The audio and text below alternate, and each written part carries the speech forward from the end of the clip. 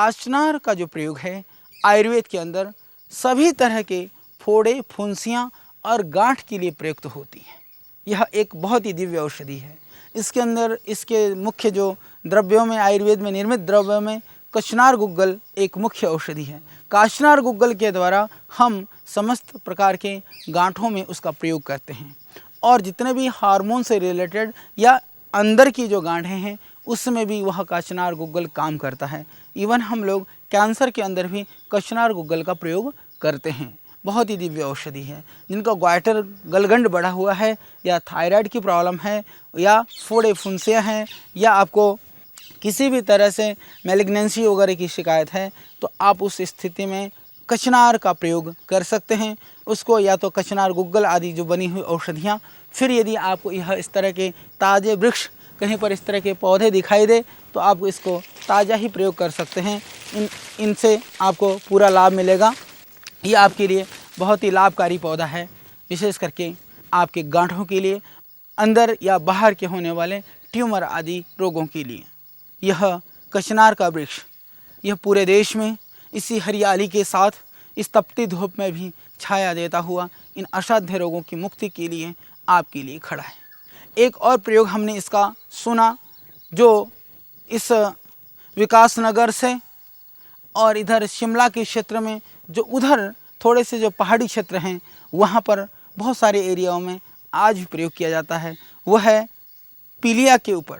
पीलिया के लिए वो लोग इस कचनार के पत्तियों को, इनका रस निकाल करके लगभग 100 ml रस वह प्रातः सायं रोगी को पिला देते हैं। बच्चा है तो 10-15 ml जूस को कचनार के पत्तों का निकाल करके पिलाने से जो बढ़ा हुआ लीवर है वह अपने नॉर्मल साइज में आ जाता है और यदि आपका जो लीवर फंक्शन है यदि अबनॉर्मल है तो वह नॉर्मल हो जाता है। यह पीलिया के लिए भी अत्यंत दिव्य औषधि है और हमारे आदिवासी और ग्रामीण क्षेत्रों में लोग बखूबी इसका प्रयोग कर रहे हैं। यह सामान्य वृक्ष देखने में नहीं लगता कि इसके अंदर कोई इतने गुण होंगे, पर यह है बहुत चमत्कारिक वृक्ष।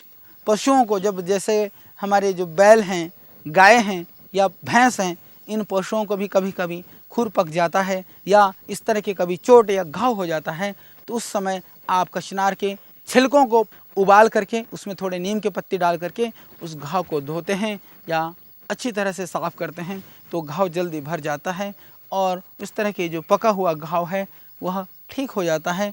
यह बहुत ही अच्छा प्रयोग है।